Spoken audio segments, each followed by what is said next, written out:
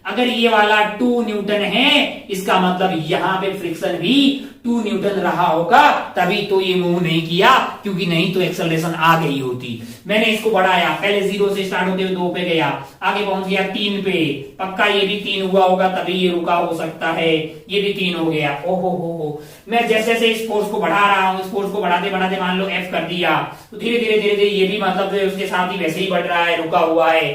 अच्छा, मैं इसको बढ़ाता गया, एक लिमिट के ज्यादा इसको बढ़ाया, ये स्टार्ट होके चलने लग गया। ये क्या हो गया, मतलब चलने लग गया। मैंने कहा ये जो फ्रिक्शन अपोज कर रहा है, इसकी एक औकात है, इसकी एक लिमिट है। उसके बाद में भाई साहब फिर अगर जाने वाले को कोई नहीं रोक सकता, जाने वाले को एक लिमिट तक ये रोकने की कोशिश करता है, फिर बोलता जाओ, हम अपनी ओर से पूरी कोशिश कर रहे हैं साथ बरकरार रखने की, अब तुम्हारा जाने का इतना ही मन है तो फिर हम कुछ नहीं कर सकते। उनका अच्छा, अगर मैं इस एफ और इस एफ के बारे में छोटी छोटी बातें करते हैं, मान लो कि अपन ऐसा ग्राफ से थोड़ी सी बात को पी लेते हैं। मान लो कि मैं एफ वर्सेस ये एफ कौन सा वाला है, फ्रिक्शन वाला है, और ये कैपिटल एफ कौन सा वाला है, कैपिटल एफ जो है वो मैं एक्सटर्नली इस पे लगा रहा हूं, यानी इधर से जो मैं कैपिटल एफ लगा रहा हूं और इन दोनों सरफेस के बीच में लगने वाला ये स्मॉल एफ है, इन दोनों के बीच में मैं क्या कर रहा हूं, इन दोनों के बीच में मैं ग्राफ बना रहा हूं। मैंने कहा इसकी वैल्यू 0, मैंने कहा ये होगा ही नहीं 0, इसकी वैल्यू 0, कैपिटल एफ की वैल्यू अगर मैं 0 रखूंगा तो ये वाला मार्केट में आएगा ही नहीं, क्या रहेगा 0, इसकी वैल्यू डाली मैंने 0.001। सरफेस ने बोला नहीं भाई इतने में तो हम चलने ही नहीं देते हैं, है कि नहीं यार। अच्छा, मैंने बोला 1, इन्होंने भी बोला 1, मैंने बोला 2, इन्होंने बोला 2, मैंने बोला 3, इन्होंने बोला 3, 4, 5, 6, 7, 8, 9, 10, इसने बोला 10, मैंने 10 से भी ज्यादा खींचा, फिर इसने बोला भाई अबे बहुत हो गया यार, अब तुमको जाना है तो जाओ, क्योंकि एक लिमिट से ज्यादा हम रोकने वाले, हम उससे ज्यादा रोक ही नहीं सकते हैं। आप प्रैक्टिकली ऐसा किसी भी चीज को ऑब्जर्व कर लीजिए, कुछ भी आप सरफेस पे रख दीजिए, कुछ भी आप सरफेस पे ऐसा रख दीजिए, स्लोली इस पे फोर्स बढ़ाइए, स्लोली आप फोर्स को बढ़ाइए, ड्रर मूव नहीं कर रहा है, लेकिन एक लिमिट से ज्यादा आप फोर्स लगाएंगे तो वो जो है मूव करने लग जाएगा। अच्छा, इस बात को फील लेना हो तो आपको फिर थोड़ा भारी ऑब्जेक्ट रखना पड़ेगा, है ना, हल्का तो बहुत थोड़े से फोर्स पे भी मूव कर जाएगा। एक बड़ा सा सोफा वोफा आपके मतलब उसमें घर में लगा हुआ है, आप इसको झाड़ू निकालते टाइम साइड में करने की कोशिश करते हैं तो बहुत मेहनत लगती है, क्योंकि वहां पे आपको बहुत ज्यादा फोर्स लगाना पड़ता है। आप थोड़ा सा मेहनत आलसी होते हैं, 2 न्यूटन 3 न्यूटन 4 न्यूटन फ्रिक्शन बोलते कि भाई अपन भी उतने ही है, तुम हिला नहीं सकते, हमको चला नहीं सकते हमारे यहाँ पे। अच्छा, वहां पे जैसे मैंने इसमें लगाया था 2 न्यूटन, तो इसके अंदर इधर जाने की टेंडेंसी थी, पर इसने अपोज किया, है कि नहीं यार। अच्छा, ओहो, लेकिन जब मैंने 10 न्यूटन से भी, मान लो कि इसकी मैक्सिमम औकात है 10 न्यूटन, और मैंने लगाया 11, मैंने क्या लगाया या 10 पॉइंट समथिंग, तो ये मूव कर गया। अब यहां पे क्या हुआ, अब यहां पे रिलेटिव स्लाइडिंग स्टार्ट होगी। तो अगर आप ध्यान से देखें तो जब तक जो है रिलेटिव स्लाइडिंग नहीं हो रही थी, तब तक मैं जितना फोर्स अप्लाई लगा रहा था, जितना फोर्स में एफ लगा रहा था कैपिटल एफ, उतना ही ये था, तभी तो पॉसिबल है ना कि ये रुका हुआ होगा। या अगर मैं ग्राफ बनाऊं तो ये 0 से स्टार्ट होता हुआ ऐसा कुछ हो रहा होगा, और ये स्लोप हो जाएगा 1, यानी कि 45 डिग्री। जितना मैं फोर्स लगाऊंगा इधर से, उतना ही मेरे लिए एफ होगा, तभी तो वो रुका हुआ रहेगा, डर मैं ऐसे फोर्स लगा रहा हूं धीरे धीरे। फिर क्या होता, अगर अच्छा भाई साहब, फिर अगर आप ध्यान से देखें तो एक वैल्यू ऐसी आती है जहां पे वो जो बॉडी रखी हुई है, जो बॉडी हमने यहाँ पे रखी हुई थी, यहाँ पे ये वाली बॉडी जो है स्टार्ट हो जाती है, ये क्या हो गई, स्टार्ट हो जाएगी। और अगर एक बार ये स्टार्ट हो गई, फिर अगर आप ध्यान से देखें, फिर आप थोड़ा सा कम फोर्स लगाएं तो भी ये चलने लग जाती है। अच्छा, बहुत बढ़िया। अगर आप ध्यान से देखें तो आप ये पाएंगे कि बेसिकली यहां से आपके पास मैक्सिमम फ्रिक्शन आ गया। क्या आ गया है, मैक्सिमम फ्रिक्शन। और उसके बाद में आप भले ही कितना ही फोर्स लगाएं, आप अपना फोर्स भले ही कितना ही लगाएं, आप अपना फोर्स भले ही कितना ही लगाएं, लेकिन फ्रिक्शन जो है वो एक वैल्यू फिक्स हो जाएगी। अच्छा, एक बात अगर आप ध्यान से देखें, एक बार बॉडी स्टार्ट हो जाती है, फिर उस पे ऊपर धक्का लगा के उसको चलाना थोड़ा इजी होता है, कंपेयर बहुत ही थोड़ा, इसीलिए ये वाला जो डिफरेंस है वो बहुत ही थोड़ा है। अच्छा, अब अगर आप ध्यान से देखें तो एक छोटी सी बात हम यहाँ पे बता रहे हैं कि इस वाले रीजन से इधर की तरफ, इस वाले रीजन से इधर की तरफ ये बॉडी मूव कर रही थी क्या, नहीं। क्या ये बॉडी रुकी हुई थी, मैंने कहा। क्या ये स्टैटिक कंडीशन में थी, मैंने कहा हाँ। ओहो, तब जो फ्रिक्शन लगता है उसमें और इसमें डिफरेंस है। मैंने कहा कैसे, मैंने कहा इसमें ऐसा आया और उसमें ऐसा आया, ऐसा लग रहा है इधर का कांस्टेंट है और इधर का जितनी जरूरत है उतना है। मैंने कहा हाँ, यहां जो फ्रिक्शन लग रहा है इस वाले रीजन में, इसको मैं बोल रहा हूं स्टैटिक फ्रिक्शन। इसको क्या बोल रहा हूं मैं? Static friction. और यहां जो फ्रिक्शन लग रहा है इस वाले रीजन में, इसको मैं बोल रहा हूं काइनेटिक फ्रिक्शन। कौन सा वाला फ्रिक्शन? Kinetic friction. अच्छा, स्टैटिक फ्रिक्शन कब आता है? When there is a tendency of relative motion between the surface and when there is a relative motion. मतलब दो सरफेस के बीच में जब रिलेटिव मोशन हो रही होती है तब क्या लग रहा होता है? Kinetic friction. और जब टेंडेंसी हो तब क्या लग रहा हो? Static friction. अच्छा, अब आप ध्यान से देखिए तो इस पे क्या लग रहा होगा? कुछ नहीं लग रहा होगा। अब देखिए, ये मैंने एंगल पे रख दिया, अब कौन सा फ्रिक्शन लग रहा होगा? अब कौन सा लग रहा होगा? स्टैटिक लग रहा होगा। अच्छा, ओहो, ये वाले ब्लॉक को मैं इधर लेके जा रहा हूं। अच्छा, एक बात बताइए, इस वाले ब्लॉक को मैं इधर की तरफ लेके जा रहा हूं, मैं इधर की तरफ ले जा, हॉरिजॉन्टली ऐसे लेके जा रहा हूं, आगे लेके जा रहा हूं। मैं हॉरिजॉन्टली आगे कैसे लेके जा रहा हूं? मैं मतलब ऐसा क्या कर रहा हूं जिससे कि ये ब्लॉक उधर की तरफ चला जा रहा है? ब्लॉक से तो मेरा हाथ है टच में, है ना, और हाथ को तो मैं आगे लेके जा रहा हूं, मैं अपने हाथ को आगे लेके जा रहा हूं, मैं अपने हाथ को आगे लेके जा रहा हूं, तो उसके साथ ब्लॉक भी आगे पीछे जा रहा है। ऐसा क्यों हो रहा है? ऐसा तभी हो सकता है मेरा हाथ इसमें फोर्स लगा रहा है कि नहीं यार? मेरा हाथ अगर इसमें फोर्स लगा रहा है तो बताइए कि वो कैसा फोर्स है? स्टैटिक की काइनेटिक? स्टैटिक की काइनेटिक। ब्लॉक चल रहा है, ब्लॉक चल रहा है, ब्लॉक चल रहा है, ब्लॉक चल रहा है, तू बोलेगा काइनेटिक। तू क्या बोलेगा? काइनेटिक। बिल्कुल गलत। काइनेटिक थोड़ी है, ब्लॉक चल रहा है, लेकिन इनके बीच में रिलेटिव टेंडेंसी मतलब रिलेटिव स्लाइडिंग थोड़ी हो रही है, दोनों सरफेस चल रही है बस। यहाँ पे देख ले जरा ध्यान से, यहाँ इस वाले कंडीशन में मतलब कोई रिलेटिव स्लाइडिंग यहाँ पे नहीं हो रही है, तो यहाँ पे क्या लग रहा है? स्टैटिक फ्रिक्शन लग रहा है। यहाँ पे क्या लग रहा है? स्टैटिक फ्रिक्शन लग रहा है। जरा ध्यान से देखिए। अच्छा, और अगर ये ऐसे स्लिप कर जाए, अभी हाँ स्लिप कर रहा है, तब कौन सा फ्रिक्शन लगा है? तब आपके पास आएगा काइनेटिक फ्रिक्शन। अगर आप ध्यान से देखें तो ये अगर ऐसे स्लिप कर रहा है तब जो फ्रिक्शन ऊपर की तरफ लग रहा होगा इस वाले केस में, वो है काइनेटिक फ्रिक्शन। ना कि अगर आप ध्यान से देखें तो ये वाला, ये मैं क्या कर रहा हूं, नीचे वाले कार्डबोर्ड को ऐसे लेके चल रहा हूं, आगे लेके आ रहा हूं, क्या ये ब्लॉक भी साथ में आ रहा है? मैंने कहा हाँ। अगर ये ब्लॉक साथ में आ रहा है तो उसको कौन ला रहा है? मैंने कहा फ्रिक्शन ही ला सकता है भाई साहब, इन दोनों सरफेस के बीच का फ्रिक्शन ला सकता है। मैंने कहा अच्छा अच्छा अच्छा अच्छा अच्छा, तो इस वाले ब्लॉक को मोशन कौन दे रहा है? मैंने कहा भाई आप भी सोच के देखिए, ये वाले ब्लॉक को मोशन कौन करवा रहा है? ऐसे लेके जा रहे हैं। अच्छा, तो मैंने कहा इस वाले केस में फिर फ्रिक्शन किधर होगा? और ध्यान से देखिए, इस पे फ्रिक्शन आगे होगा, इसका मतलब फ्रिक्शन इस पे कैसे होगा?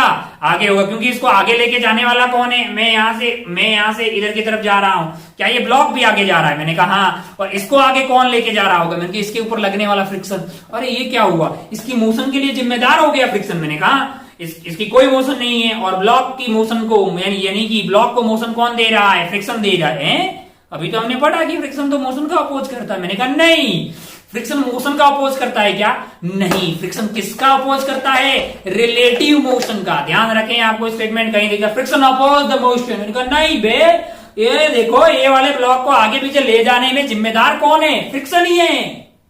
अरे भाई, ये नीचे वाला कार्डबोर्ड आगे जाने का मन था, लेकिन कार्डबोर्ड के द्वारा इस पे लगने वाला फ्रिक्शन ही तो इसको आगे लेके जा रहा है।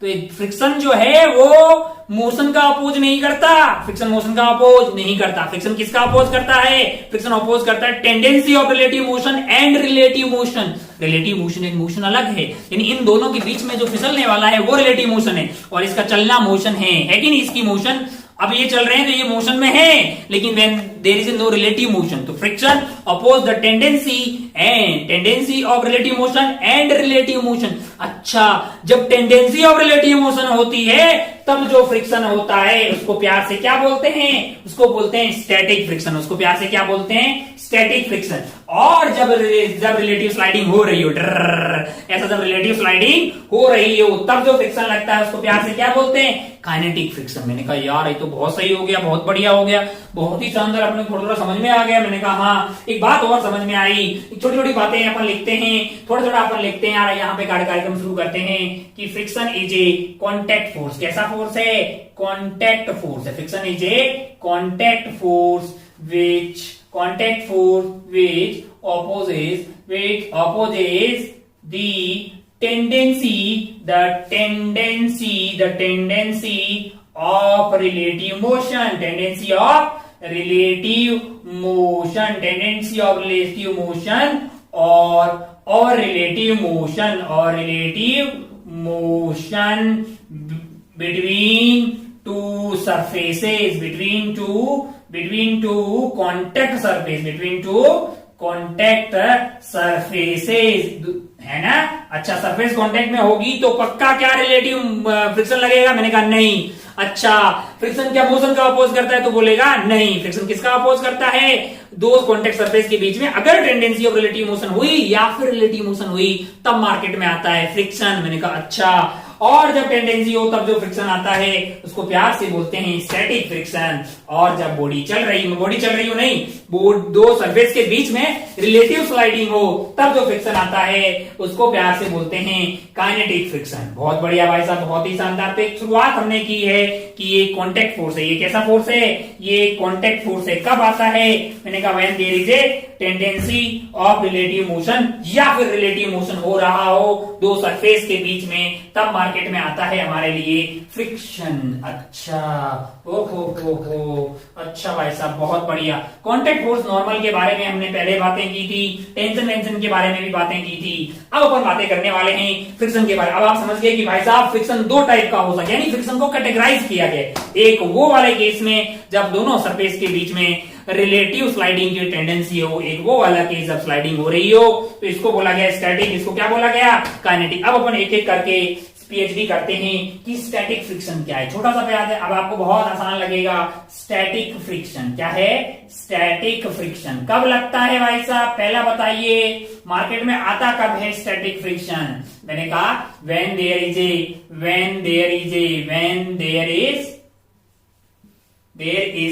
tendency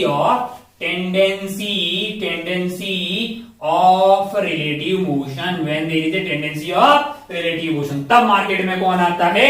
static friction. मैंने कहा बहुत बढ़िया भाई साहब। ओहो, किसका अपोज करता है? रिलेटिव मोशन के टेंडेंसी का between the two contact surface. मैंने कहा बहुत बढ़िया भाई साहब, बहुत ही शानदार। अब अगर आप ध्यान से देखें तो मैंने 0 रखा है F को, फ्रिक्शन की वैल्यू थी 0, मैंने 1 रखा, फ्रिक्शन की वैल्यू 1 आई, मैंने 2 रखा, 2 आई थी, 3 रखा, 3 आई थी, 10 रखा, 10 आई थी। मैंने कहा हाँ, ओहो, जितनी जरूरत हो रही है क्या उतना लग रहा है। जैसे अगर आप ध्यान से देखें, जितनी जरूरत हो रही है, 0 जरूरत तो 0 लग रहा है, थोड़ी जरूरत थोड़ा लग रहा है, थोड़ी और जरूरत तो थोड़ा और ज्यादा लग रहा होगा, थोड़ी और जरूरत बड़ी लग रहा होगा, उससे ज्यादा जरूरत बड़ी तो फिर बोलेगा कि अपने से इतना ही पॉसिबल है, अपने से इतना ही पॉसिबल है, अपने से इतना ही पॉसिबल है। उससे ज्यादा आप लगाओगे फिर आप चला के ले जाओ। मैंने कहा ओहो, तो क्या ऐसा नहीं लग रहा है कि सेल्फ एडजस्ट हो जाता है? जरूरत के हिसाब से क्या होता है? सेल्फ एडजस्ट होता है। सेल्फ एडजस्टिंग फोर्स है। कैसा फोर्स है? सेल्फ एडजस्टिंग फोर्स है। मैंने कहा बहुत बढ़िया भाई साहब, बहुत ही शानदार। ओहो, आसान भाषा में अगर बात करें तो जितनी जरूरत होती है, जितनी जरूरत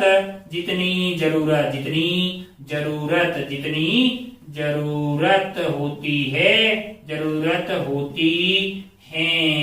उतना लगता है, जितनी जरूरत होती है उतना लगता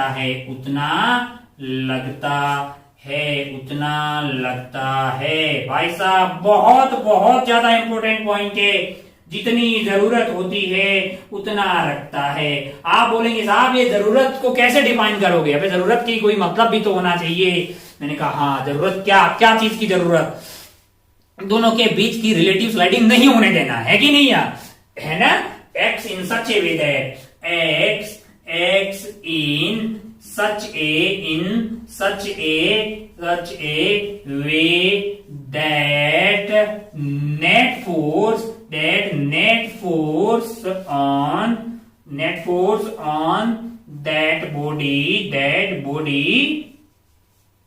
keeps body at rest with respect to another contact surface, another body, है ना, another body, अनदर बॉडी इसके साथ में वो क्या हो, कांटेक्ट में हो। अच्छा, इस तरह से लगेगा, इस तरह से लगेगा कि जो नेट फोर्स आने वाला है, फ्रिक्शन इस तरह से लगेगा कि नेट फोर्स जो होगा mg sin थीटा, तो फ्रिक्शन भी उधर mg sin थीटा के बराबर रखा होगा, ताकि बॉडी जो है ये इस सरफेस के रेस्पेक्ट में ये रेस्ट में रहे। मैंने कहा बहुत बढ़िया भाई साहब। ओहो, जरूरत के हिसाब से एडजस्ट होता है, जितनी जरूरत होती है उतना लगता है। मैंने कहा अच्छा, ओहो, बहुत बढ़िया, बहुत ही शानदार, खूबसूरत, जितनी जरूरत होती है उतना लग रहा है। मैंने कहा यार जरूरत तो लगती है, लेकिन मतलब एक मैक्सिमम लिमिट है, एक मैक्सिमम लिमिट है, इसकी एक मैक्सिमम औकात होती है। इसकी क्या होती है, एक मैक्सिमम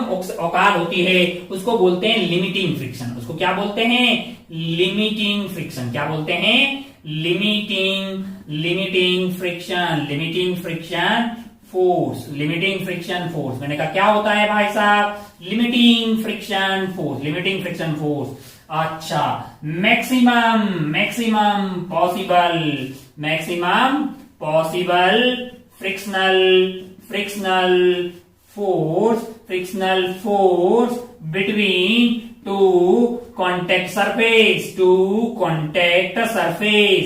दो सरफेस के बीच में, दो कॉन्टेक्ट सरफेस के बीच में जो मैक्सिमम पॉसिबल फ्रिक्शन लग सकता है, वो आपके पास कहलाता है लिमिटिंग फ्रिक्शन। क्या बोला जाता है, लिमिटिंग फ्रिक्शन। यानी कि स्टैटिक फ्रिक्शन की जो मैक्सिमम वैल्यू आ रही है, इसको मैं एफ लिमिटिंग बोल रहा हूं। इसको मैं क्या बोल रहा हूं, एफ लिमिटिंग। यानी कि जो मैक्सिमम पॉसिबल वैल्यू आ रही है, इसको मैं एफ लिमिटिंग बोल रहा हूं। कौन से वाले पॉइंट को, तो ये मैक्सिमम पॉइंट है।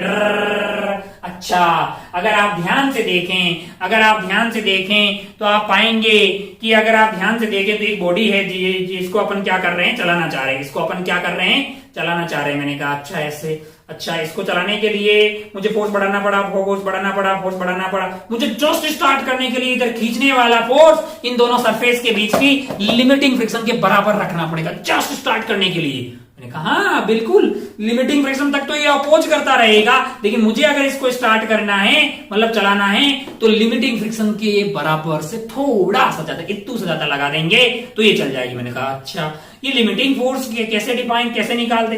अगर आप ध्यान से देखो तो ये जो नॉर्मल है, यहाँ पे नॉर्मल अभी क्या हो रही होगी, mg के बराबर। मैंने कहा अगर मैं इस नॉर्मल को बढ़ा दूं तो इसको खींचना डिफिकल्ट हो जाएगा। लिमिट अगर आप देखो, मान लो कि अभी ये 10 न्यूटन पे चलना स्टार्ट हो जा रहा है, मैं क्या कर रहा हूं, इसके ऊपर एक आइटम को रख दे रहा हूं, ये आइटम को रख दिया मैंने। अब अगर इसको स्टार्ट करना होगा तो थोड़ा मुश्किल होगा, थोड़ा ज्यादा फोर्स पे जाके ये स्टार्ट होगा। मैंने कहा अच्छा, क्या इसको यहां से रखने से इन दोनों सरफेस के बीच में, यानी यहां पे इन दोनों सरफेस के बीच में क्या हुआ होगा, नॉर्मल फोर्स बढ़ गया होगा। नॉर्मल फोर्स क्या हुआ होगा, बढ़ गया हो। अगर आप इस सरफेस को ऐसे दबाते रहो, ऊपर से दबाते रहो, फिर इधर से खींचोगे, अगर आप इसको ऐसे दबा दो ऊपर से और फिर इसको खींचोगे, जितना ज्यादा दबाओगे उतना ही खींचना टफ हो जाएगा। मैंने कहा अच्छा, इसको इधर दबाओ तो इनका क्या हो रहा है। मैंने कहा इन सरफेस में तो कोई चेंज नहीं हो रहा। मैंने कहा नहीं, तो क्या चेंज हो रहा होगा।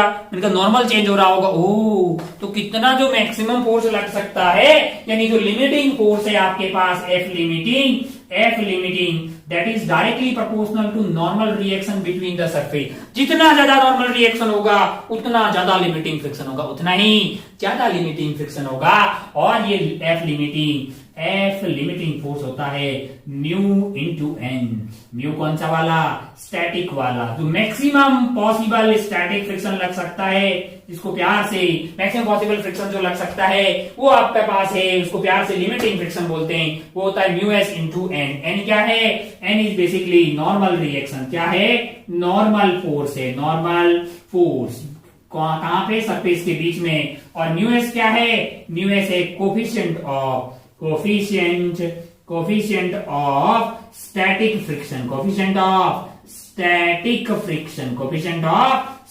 फ्रिक्शन। क्या चीज है, मैंने कहा अलग अलग सरफेस के लिए म्यू अलग अलग होगा। अच्छा, मैंने कहा कैसे। मैंने कहा अगर आप ध्यान से देखें तो यहाँ पे प्लास्टिक लगा हुआ है इसके ऊपर, इसलिए कम एंगल पे ही ऐसे स्लाइड कर जाएगा। देखो कम एंगल पे। लेकिन अगर मैंने यहीं पे यहाँ पे बुक ले लिया, मान लो कि ऐसा खुरदरा टाइप का बुक लिया है, रफ सरफेस, ज्यादा रफ लिया है, अब आप ध्यान से देखेंगे ना तो ये ज्यादा एंगल पे ही रह जा रहा है। अगर आप देखेंगे जरा ध्यान से तो ये ज्यादा एंगल पे स्लाइडिंग स्टार्ट कर रहा है। और अगर मान लो कि इसको भी और ज्यादा खुरदरा टाइप का ले लें, मान लो कि ये वाला बुक इस पे रख देते हैं, अब आप देखिएगा ये वाली बुक जो है इसके रेस्पेक्ट में काफी ज्यादा एंगल तक ऊपर उठा रहा हूं तब भी स्लाइड नहीं कर रही है कि नहीं यार? ये भी थोड़ी सी स्लाइड कर रही है क्योंकि उसके ऊपर भी पॉलिथीन लगा हुआ है। अगर आप देखें उसके रेस्पेक्ट में तो ज्यादा एंगल पे जाने के बाद में ये स्लाइडिंग स्टार्ट कर रही है। मैंने कहा अच्छा, मैंने इस वाली सरफेस को चेंज ही नहीं किया, ये आइटम को चेंज किया, तो क्या दोनों का सरफेस का म्यू चेंज हो गया? मैंने कहा हाँ। म्यू किस पे डिपेंड करता है? दोनों कॉन्टेक्ट सरफेस पे डिपेंड करता है, यानी कि दोनों कॉन्टेक्ट सरफेस पे, इस पे और इसकी, यानी कि यहाँ पे दोनों जो यहाँ ये सरफेस और ये सरफेस, दोनों सरफेस पे डिपेंड करता है म्यू। अच्छा, मैंने कहा बहुत बढ़िया भाई साहब, बहुत ही शानदार। ओहो, जितनी सरफेस ज्यादा रफ होगी उतना ही म्यू ज्यादा होगा। अच्छा, बहुत बढ़िया भाई साहब, बहुत ही शानदार। और सरफेस को स्मूथ करते जाओगे, एकदम फिनिशिंग लाते रहते हैं तो म्यू कम होने लग जाता है। खैर अपन उसके बारे में थोड़ी सी बातें और करेंगे। अगर थोड़ी सी बता देते हैं जैसे शुरू हुआ, अगर अपन सरफेस को जितना ज्यादा रफ होगा, ऐसा खुरदरा टाइप का होगा, उतना म्यू ज्यादा होगा। और जितना ज्यादा आप स्मूथ करते जाएंगे, अगर आप ध्यान से देखें सरफेस को अगर आप स्मूथ करेंगे, नोट लिख लेते हैं यहाँ पे, सरफेस को अगर आप स्मूथ करेंगे तो क्या होगा? म्यू आपका कम हो जाएगा, म्यू आपका कम हो जाएगा। लेकिन अगर आप हद से ज्यादा सरफेस को स्मूथ कर दो, एकदम बहुत ज्यादा सरफेस को स्मूथ कर दो, यानी कि आप ऐसा करो कि मान लो कि दो ऐसा है कि ग्लास की स्लाइड एक दूसरे के ऊपर रख दो, या फिर दो नई कॉपी को एक दूसरे के ऊपर रख दो, एकदम जो स्मूथ हो जाती है, फिर उनको स्लाइड करवाना थोड़ा टफ होता है, कंपेरेटिव टफ होता है। अगर आप स्मूथनेस को और ज्यादा बढ़ाते जाओगे, हद से ज्यादा स्मूथ कर दोगे और तो फिर क्या होगा कि दोनों सरफेस को एक दूसरे से अलग करना टफ हो जाता है। जैसे आप ग्लास की दो ऐसी स्लाइड ले लो, है ना, जिसपे ब्लड का सैंपल वगैरह लेते हैं, उसको जैसे ऐसे रख दो, एक के ऊपर एक रख दो मान लो, और फिर उसको ऐसे स्लाइड करवाने की कोशिश करते हैं तो वो डिफिकल्ट हो जाता है। उनका ऐसा क्यों? अगर आप हद से ज्यादा किसी सरफेस को स्मूथ करते हो तो उस वाले केस में जो इंटरमॉलिक्यूलर अट्रैक्शन है वो बढ़ जाता है, क्योंकि मॉलिक्यूल्स के बीच की जो फासले हैं वो बहुत ही कम हो जाता है। ये स्पेशल केस है। अगर आप सरफेस को बहुत ज्यादा, हद से ज्यादा, बहुत ज्यादा, वेरी वेरी स्मूथ, यानी अगर आप बहुत ज्यादा अगर स्मूथ कर दोगे तब आपके पास क्या होगा? तब आप जो है, मतलब यहाँ पे अगर आप स्मूथनेस को बढ़ा रहे हो तो म्यू कम हो रहा है, स्मूथनेस को बढ़ा रहे हो तो म्यू कम हो रहा है। लेकिन अगर आप वेरी वेरी स्मूथ कर दोगे तो फिर म्यू जो है थोड़ा सा बढ़ने लग जाता है। फिर क्या होगा? म्यू बढ़ने लग जाता है, फिर म्यू थोड़ा सा बढ़ने लग जाता है, यानी थोड़ा सा मतलब जो है बढ़ जाता है, थोड़ा सा फिर चीजों को स्लाइड करना टफ हो जाता है। आप समझ गए कि बीच में wonder wall attraction and intermolecular attraction जो है, अब मॉलिक्यूल्स काफी क्लोज हो जाते हैं। अगर सरफेस बहुत ज्यादा स्मूथ हो जाती है तो फिर उस वाले केस में कंपेरेटिवली स्लाइड करवाना एक के ऊपर एक टफ होता है। अच्छा, बहुत बढ़िया भाई साहब, बहुत ही शानदार। एक बात बताइए कि ये जो म्यूएस इंटू एन आपने लिखा है, ये मैक्सिमम पॉसिबल स्टैटिक फ्रिक्शन आपके पास आ गया, क्या ये इस बात पे डिपेंड करेगा कि ये वाली सरफेस का एरिया क्या है? क्या वो इस बात पे डिपेंड करेगा कि एरिया क्या है? जैसे मैंने ये वाला ब्लॉक लिया, इसका एरिया इतना है, मैंने इसकी आधे एरिया वाला ब्लॉक अगर यहाँ पे रखा होता तब भी क्या उतना ही लग रहा होता? या फिर मतलब मैं बोल रहा हूं कि यही वाला ब्लॉक का मास एम फिक्स रखिएगा, इसको जो है मैं यहाँ पे ऐसे रख रहा हूं पहले वाले केस में, है ना, थीटा पे, और दूसरे वाले केस में मान लो कि ऐसे रख दे रहा हूं, कुछ और चीज भी हो जाती है इसमें, टॉपल हो जाएगा क्या? तो क्या मान लो कि मैंने इसी को ऐसे थोड़ा सा कम कर दिया एरिया, मास वही रख रहा हूं, क्या कोई चेंज होगा? क्या कोई मैक्सिमम पॉसिबल फ्रिक्शन वाली ये वैल्यू में कोई चेंज होगा क्या? नहीं। आप बोलेंगे साहब जब तक कि इसकी पूरी सरफेस पे नॉर्मल यूनिफॉर्म है, नॉर्मल क्या है? यूनिफॉर्म है, तब तक फ्रिक्शन की वैल्यू में कोई चेंज होने वाला नहीं है। अच्छा, मतलब फ्रिक्शन जो है अगले पॉइंट में नोट किया। अगले पॉइंट में अगर आप ध्यान से देखें तो मैं अगला पॉइंट लिखना चाह रहा हूं, बोर्ड काफी भर गया, हमको साफ कर देना चाहिए। एक बात लिखना चाह रहा हूं कि फ्रिक्शन does not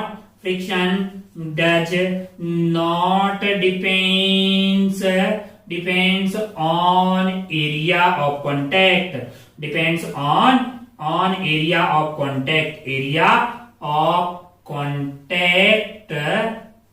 है ना, एरिया ऑफ कॉन्टेक्ट, जब तक कि नॉर्मल सब जगह सेम हो। एरिया ऑफ कॉन्टेक्ट पे डिपेंड करने वाला नहीं है तब तक कि इस सरफेस पे, जो भी ये कॉन्टेक्ट सरफेस है, इस पूरी सरफेस पे नॉर्मल जो है वो यूनिफॉर्म हो। ऐसा नहीं हो कि कहीं और नॉर्मल ज्यादा हो जाएगा, कहीं कम होगा, फिर वो बात अलग होगी। अगर नॉर्मल सेम है तो फिर ये एरिया ऑफ कॉन्टेक्ट पे डिपेंड करने वाला नहीं है ना। कितना एरिया का बॉडी है उस पर डिपेंड करने वाला नहीं है। अच्छा भाई साहब, बहुत बढ़िया, बहुत ही शानदार, खूबसूरत, छोटी छोटी बातें की हमने पता लगा कि फ्रिक्शन जो है एक कांटेक्ट फोर्स है जो कि किसका अपोज करता है, मोशन का। नहीं, किसका अपोज करता है, टेंडेंसी ऑफ रिलेटिव मोशन का, टेंडेंसी ऑफ रिलेटिव मोशन का, या फिर रिलेटिव मोशन का। किसके बीच में, दो कांटेक्ट सरफेस के बीच में। तो अगर दो सरफेस कांटेक्ट में होगी तो क्या पक्का फ्रिक्शन आएगा, कोई गारंटी नहीं है। टेंडेंसी होनी चाहिए या फिर रिलेटिव स्लाइडिंग होनी चाहिए। अगर आएगा तो वो किस टाइप का हो सकता है, मैंने कहा दो टाइप का हो सकता है, one is static and one क्या है, वन इज काइनेटिक। मैंने कहा अच्छा, स्टैटिक जो फ्रिक्शन होता है वो सेल्फ एडजस्टिंग टाइप का होता है। कैसा होता है, सेल्फ एडजस्टिंग टाइप का होता है। अगर वो सेल्फ एडजस्टिंग टाइप का होता है तो फिर वो जरूरत के हिसाब से अपने आप को एडजस्ट करता है, लेकिन उसकी एक मैक्सिमम लिमिट होती है, उससे ज्यादा हो जाने वाला नहीं है। और वो मैक्सिमम लिमिट इस बात पे डिपेंड करेगा कि दोनों सरफेस के बीच का म्यू क्या है। म्यू जो है कुछ भी वैल्यू आएगी, 0.1, 0.2, 1 के आसपास से, 1 से कम, कई बार मतलब 1 से कम रहती है यूजुअली, 1 से ज्यादा भी हो सकती है, 1 से ज्यादा भी म्यू पॉसिबल है। 0 से लेके 1 से 1 के आसपास ज्यादातर सरफेस के बीच में रहता है। कुछ ऐसे एक दो आइटम्स हैं जिनकी केस में म्यू की वैल्यू 1 से बड़ी भी हो सकती है। अच्छा, तो ये वैल्यू जो है वो किस पे डिपेंड करेगी, ये जो दोनों कॉन्टेक्ट सरफेस है जो आपस में कॉन्टेक्ट बना रही है उन पे डिपेंड करेगी। नॉर्मल तो अपने को समझ में आ गया कि उन दोनों सरफेस के बीच में क्या जो भी नॉर्मल लग रहा होगा वो वाला फोर्स होगा म्यू एस इंटू एन, है ना। अच्छा, बहुत बढ़िया भाई साहब, बहुत ही शानदार, सेल्फ एडजस्टिंग। यहां तक बॉडी क्या थी, यहाँ पे सिर्फ टेंडेंसी थी, उससे आगे ये स्लाइड करने लग गया। अच्छा, तो हमारे पास ये आ गया है स्टैटिक फ्रिक्शन के बारे में, ये बातें लगी। अब अगर आप ध्यान से देखें तो हमें एक बात तो पता लगी कि यार मतलब acts in such a way that the net force that body keeps the body at rest with respect to another, मतलब दूसरे वाले के रिस्पेक्ट में उसको ऐसा रखना है, ऐसा उसका अल्टीमेट टारगेट होता है। क्या इसी बात को अपन डायरेक्शन पता करने में यूज करेंगे? मैंने कहा हाँ, इसी बात को किसमें यूज करेंगे, डायरेक्शन पता करने में। किसकी, फ्रिक्शन की डायरेक्शन पता करने में हम इस बात का उपयोग करेंगे कि यार फोर्स इस तरह से लगेगा कि नेट फोर्स जो होगा वो बॉडी को रेस्ट में रखेगा दूसरी बॉडी के रिस्पेक्ट में। अच्छा, बहुत बढ़िया, बहुत ही शानदार। आइए पता करते हैं, पहले अपन थोड़ा स्टैटिक का ही ज्ञान ले लेते हैं। डायरेक्शन ऑफ स्टैटिक फ्रिक्शन पे थोड़ी सी बातें करते हैं। डायरेक्शन ऑफ स्टैटिक फ्रिक्शन, चलिए अपने बोर्ड को एक बार साफ कर दिया। अब पता करते हैं direction of static friction. Direction of static friction, direction of static friction, static friction. अभी अपन स्टैटिक की बातें कर रहे हैं, बहुत आसान भाषा में। हमें ऐसा हो रहा कि इस तरह से लगेगा कि नेट फोर्स जो है बॉडी को रेस्ट रखे, नेट फोर्स जो होगा वो बॉडी को रेस्ट पे रखेगा with respect to another body. Rest मतलब ग्राउंड के रिस्पेक्ट में, रेस्ट पे नहीं, दूसरी बॉडी के रिस्पेक्ट में रेस्ट पे, मतलब रिलेटिव मोशन नहीं हो रही होगी। अच्छा, बहुत बढ़िया, बहुत शानदार। हो इसी वाले ब्लॉक पे बताइए, ये वाला ब्लॉक है, ये एंगल थीटा है, ये वाला ब्लॉक इक्विलिब्रियम में है, नीचे क्या लग रहा होगा, नीचे लग रहा होगा mg sin थीटा।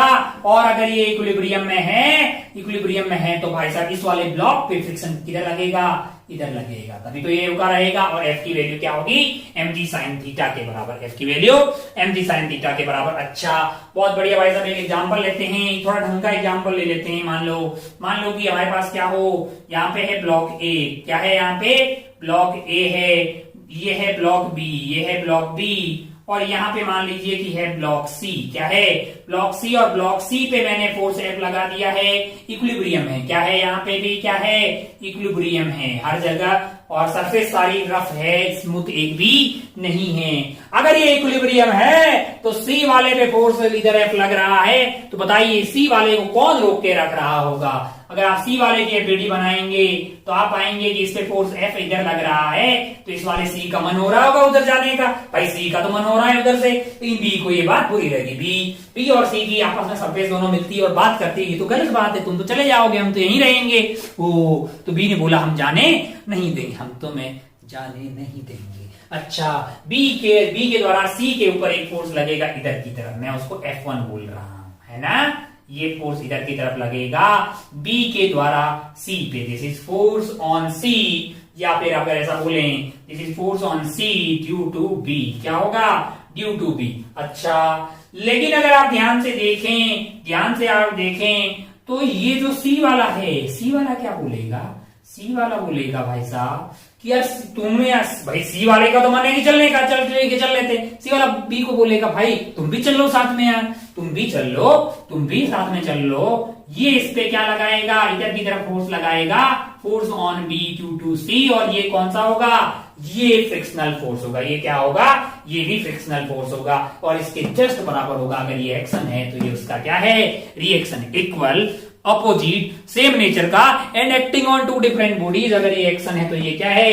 रिएक्शन है। मैंने कहा अच्छा, फिर ये और ये अगर बराबर हो गए, अगर ये और ये बराबर, ये वाली बॉडी पे नेट फोर्स क्या हो जाएगा, 0 हो जाएगा। अच्छा, बहुत बढ़िया भाई साहब, बहुत ही शानदार। हो अब अगर इस पे उधर लग रहा है तो फिर टेंशन आ गई अपने, मतलब दिक्कत आ गई जिंदगी में। ए और बी वाले के बीच में, मैंने कहा हाँ, ए और बी वाले के बीच में बी वाला बोल रहा है कि अपने को तो उधर जाने का मन है, क्योंकि सी ने बोला है, ए ने बोला। गलत बात है, गलत बात। अगर हमको मतलब जो है छोड़ के आप जा रहे हो, ये बात हमको सही नहीं लग रही है, तो जो इधर की तरफ एक फ्रिक्शन लगाएगा। क्यों, क्योंकि उसकी टेंडेंसी उधर है, टेंडेंसी के जस्ट अपोजिट में। Friction on B due to A, B बोलेगा तुम भी चल लो भाई, तुम भी चल लो, तुम भी चल लो। तुम भी चलो वाले केस में क्या होगा, तुम भी चलो वाले केस में ए के ऊपर इधर लगाएगा, ये उतना ही लगाएगा जितना इसने उस पे लगाया है। Friction on A due to B, धरती माता बोलेगी कि हम भी इधर लगा रहे हैं फ्रिक्शन ड्यू टू ग्राउंड, कि किस पे, friction on A due to ground. Ground पे किधर लगेगा, ग्राउंड पे जो है इधर लगेगा, ग्राउंड को कोई फर्क पड़ने वाला नहीं है, बहुत बड़ा है ग्राउंड। बहुत बढ़िया, बहुत ही शानदार। हो अब अगर आप ध्यान से देखें तो अपने को फ्रिक्शन की डायरेक्शन निकालनी आ गई। बॉडी इक्विलिब्रियम में, ये पूरा आइटम रुका हुआ है, अगर ये रुका हुआ है, अच्छा, तब अपन जो है डायरेक्शन पता कर ले, क्योंकि सारा जो फोर्स लग रहा है कहीं पे भी रुका हुआ का सेंस मतलब कहीं पे भी रिलेटिव स्लाइडिंग नहीं हो रही, कहीं पे भी रिलेटिव स्लाइडिंग नहीं हो रही है, तो हमें पता लगाना कोई टफ चीज नहीं है। नेट फोर्स 0 करना हमारा अल्टीमेट टारगेट रहेगा। ये भी बॉडी रुकी हुई है, कोई एक्सेलरेशन नहीं है, तो ये इसके बराबर, ये इसके बराबर। अच्छा, बहुत बढ़िया भाई साहब, बहुत ही शानदार। ओहो, हम इसी को थोड़ा सा चेंज करते हैं और आपसे पूछते हैं, मान लो कि यही वाला आइटम यहाँ पे रखा हुआ है सी, यहाँ पे रखा हुआ है आपके पास बी, यहाँ पे क्या रखा हुआ है, बी रखा हुआ है, और ये है आपके पास ए, ये क्या है, ए है। अच्छा, अब क्या किया, मैंने कहा अब भी ये इक्विलिब्रियम में है, लेकिन इस बार फोर्स बी पे लगा दिया मैंने। आप प्री बॉडी डायग्राम बनाए, सी पे फ्रिक्शन कौन सी डायरेक्शन में लगेगा, ए पे कौन सी डायरेक्शन में लगेगा, बी पे कौन सी डायरेक्शन में लगेगा, तो आप बोलेंगे साहब सी वाले पे तो ये सी पे बैठ के देखो तो बी का जाने का उधर मन है, लेकिन सी इस बात का अपोज करेगा, तो बी वाले पे किधर लगाएगा। मैंने कहा बी वाले पे एफ तो उधर लग ही रहा है, और इधर लगाएगा कौन, मैंने कहा this is friction on B due to C, लेकिन बी बोलेगा सी तुम भी चल लो बे, friction on C due to B, friction on C due to B. अच्छा, बहुत बढ़िया भाई साहब। और बी वाला आगे जाने की कोशिश करेगा, तो ए वाला इस बात का अपोज करेगा, ए वाला भी उधर ही लगाएगा, क्या लगाएगा, friction on B due to A वाले पे फ्रिक्शन कैसे लगेगा, ए वाले पे फ्रिक्शन इधर लगेगा, friction on A due to B. अच्छा, धरती माता ए वाले पे किधर लगाएगी, धरती माता के रेस्पेक्ट में उधर जाने का उसका मन हो रहा है, तो friction on A due to ground, और ग्राउंड पे किधर लग जाएगा, इधर लग जाएगा। अच्छा, ये और ये का मैग्नीट्यूड सेम रहेगा, ये और ये वाले का मैग्नीट्यूड सेम रहेगा। अच्छा, बहुत बढ़िया भाई साहब, बहुत ही शानदार। हो बढ़िया लगा अपने को, अपने ये भी बना दिया, बहुत शानदार काम किया है। अच्छा, इसको थोड़ा चेंज कर देते हैं, इसी को ये बी हो गया। इस बार मान लीजिए ए वाले पे लग रहा है, टाइम पास करते हैं तुरंत। मान लीजिए कि ये वाला जो फोर्स एफ है, हमने मान लीजिए कि ये जो फोर्स एफ है हमने वो ए पे लगा दिया, यहाँ पे लगा दिया, तुरंत बताइए। अब अगर आप ध्यान से देखें तो आप एपीटी बनाइए, ए का जो टेंडेंसी है, ए का जो टेंडेंसी है वो आगे जाने की है, तो बी वाला उस पे इधर लगाएगा, क्या लगाएगा, friction on A due to B, और ग्राउंड भी किधर लगाएगा, friction due to ground on A due to ground. अच्छा, और अगर आप ध्यान से देखें तो बी वाले को बोलेगा साथ में चल लो तुम, बी वाले पे बोलेगा तो बी वाले पे फ्रिक्शन लगेगा, friction on B due to A. अच्छा, friction on B due to A, लेकिन सी को ये बात पसंद नहीं आएगी, तो सी इस पे क्या लगाएगा, friction on B due to C, लेकिन सी पे खुद पे आगे क्या लग जाएगा, इधर की तरफ फ्रिक्शन लग जाएगा, friction on C due to B. है कि नहीं यार। अच्छा, ये लग रहे हैं, चलना अलग बात है, चलना अभी बातें हुई नहीं है। ये और ये बराबर हो जाएगा, ये और ये बराबर हो जाएगा, है ना, ये और ये वाला बराबर हो जाएगा जो ग्राउंड पे ऐसे लग रहा होगा। अच्छा, बहुत बढ़िया भाई साहब, बहुत ही शानदार। मान लीजिए इसमें थोड़ा सा मैंने चेंज कर दिया, फोर्स ऑन बी बोल दिया इसको, और इसको बोल दिया फोर्स ऑन ए। इसको क्या बोल दिया मैंने, फोर्स ऑन ए। दोनों जो है वो ऐसे ऑपोजिट डायरेक्शन में लग रहा है। आप दोबारा बताइए, साइन कन्वेंशन बताइए कि किधर किधर लगेगा, मतलब ये जो है ये बताइए, एक नया सवाल बन गया। ये फोर्स ऑन बी उधर लग रहा है, फोर्स ऑन ए इधर लग रहा है। ओहो, अगर आप ए पे देखोगे तो ए कॉमन इधर आने का है, ए कॉमन इधर आने का, धरती माता इस पे कैसे लगाएगी, फ्रिक्शन ड्यू टू ग्राउंड, इस पे ऐसे लगेगा। और बी वाले का मन, अगर आप ए पे बैठ के देखो, ए पे बैठ के देखो तो ए इधर जा रहा है, बी उधर जा रहा है। यानी बी के द्वारा ए पे अगर देखना है, बी के द्वारा ए पे, तो बी के रेस्पेक्ट में ए उधर जा रहा है कि नहीं है। कोई भी चाहता है कि वो दूसरे वाला रेस्पेक्ट में उसके साथ रहे। चलने से किसी को दिक्कत नहीं है, चलने से किसी को दिक्कत नहीं है। देखो चलने से कोई दिक्कत नहीं है, ये वाले दोनों सरफेस चल रही है ना, चल रही है। लेकिन इन लोगों के बीच में रिलेटिव स्लाइडिंग नहीं होनी चाहिए, ये दिक्कत है, मतलब ये रिलेटिव स्लाइडिंग दिक्कत है। अच्छा, तो अगर मैं बी पे बैठ के देखूं, बी पे देखूं, तो बी के रिस्पेक्ट में सी के इधर जाने की कोशिश है, मतलब ए की बी के रिस्पेक्ट में ए की इधर जाने की कोशिश है। बी को ये बात पसंद नहीं आई, बी ने ए को बोला कि नहीं यार तुम मेरे साथ चलो, अरे साथ रखना है। तो यहां पे क्या आ गया, friction on A due to B. और अगर आप ए पे बैठ के देखो चीटा बन के, तो आपको लग रहा है बी जरा उधर जाने की कोशिश कर रहा है, नहीं जाने देंगे। Friction on B due to A, B due to A. अच्छा, और कोई कौन सा फोर्स लग रहा था, ए पे वैसे तो फोर्स लग रहा है यहाँ पे एफ ए, और इस पे फोर्स क्या लग रहा है, एफ बी। अब आप ध्यान से देखो, सी पे बैठ के देखोगे तो आपको लग रहा है कि बी साहब उधर जा रहे हैं, बी के उधर जाने का मन है, बी का अगर उधर जाने का मन है तो सी इसको बोलेगा कि भाई साहब यहां पे आप रुक जाइए, यानी force on B due to C. ये बोलेगा, बी बोलेगा सी को कि तुम मेरे साथ चल लो, यानी कि force on C due to B, है कि नहीं। ये इसके बराबर हो गया, ओहो देख, और ये आपका इसके बराबर हो गया, बहुत शानदार। और ये जो है बेसिकली ये एफ ग्राउंड है ना, इसके बराबर हो गया डिप ऑन ए। अच्छा, बहुत बढ़िया, बहुत ही शानदार, बहुत ही खूबसूरत, बहुत बढ़िया। इसको और टफ करें क्या, इसको और टफ कर देते हैं। मान लीजिए ये हो गया, आप फोटो बना लीजिए। मान लीजिए मैं क्या कर रहा हूं, मान लीजिए कि मैंने जो ये वाला फोर्स है वो इधर कर दिया है, क्या किधर कर दिया, इधर कर दिया। अब बताइए मुझे ए बी सी सब पे बताइए, सब पे अपना मार्क कीजिए, किधर जा रहा होगा, कि मतलब किधर जा कहां रहा होगा, किस डायरेक्शन में होगा फ्रिक्शनल फोर्स। ये सारी बातें स्टैटिक फ्रिक्शन की बातें कर रहे हैं। ये आइटम रुका हुआ है इक्विलिब्रियम में, कोई सरफेस, किसी भी सरफेस तीनों पे कोई रिलेटिव स्लाइडिंग नहीं हो रही है, सिस्टम पूरा रुका हुआ है।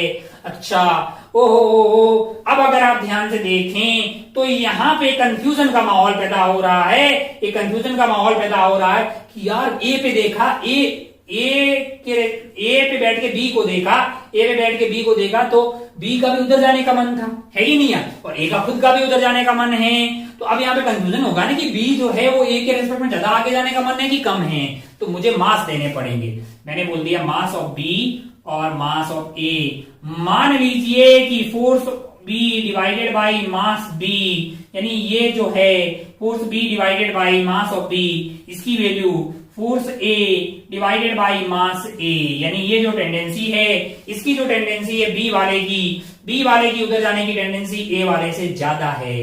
तो अगर आप ए पे बैठोगे तो आपको बी आगे जाते हुए, मतलब ऐसा उसकी टेंडेंसी की बात कर रहे हैं, तो बी की टेंडेंसी ज्यादा होगी, तो बी के ऊपर ये कौन फोर्स लगा रहा होगा, force on B due to A वाले पे क्या लग जाएगा, इधर की तरफ force on A due to B. मतलब अगर कोई और फोर्स लग ही नहीं रहा हो तो इसकी एक्सेलरेशन ज्यादा हो, मतलब कहीं भी, यहाँ पे भी सरफेस स्मूथ मान लें, यहाँ पे भी सरफेस स्मूथ मान लें, दोनों सरफेस को स्मूथ मानते हैं, ऐसा टेक्निकली बोला जाता है कि मान लीजिए कि कोई फ्रिक्शन नहीं है, फिर पता कीजिए कि अगर फ्रिक्शन नहीं होती तो किधर जाता।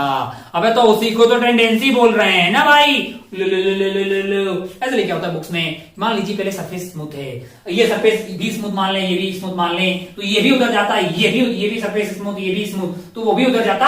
अरे लेकिन ये बहुत तेजी से जाता है क्योंकि इसका एक्सेलरेशन ज्यादा है, तो ये ए को पसंद नहीं आया तो इसने इस पे उधर लगा दिया, बी ने बोला तुम भी साथ में चलो भाई, एफ ए बी लगा दिया। ओ हो, और सी के रेस्पेक्ट में तो बी उधर जाने की कोशिश कर रहा है, सी इस बात का अपोज करेगा, यानी force on B due to C, ये सी को साथ में ले जाने की कोशिश करेगा बी, तो force on C due to B. अच्छा, बाकी फोर्स आपका एफ बी जो है वो यहाँ पे आ गया है, और एफ ए जो है आपका यहाँ आ गया है। ओहो, ग्राउंड के रेस्पेक्ट में इधर करने की कोशिश कर रहा है। This is force of friction on A due to ground, this is on ground पे ए लगा रहा होगा, इसकी डायरेक्शन ऐसी होगी। बहुत बढ़िया, बहुत ही खूबसूरत, बहुत ही उम्दा।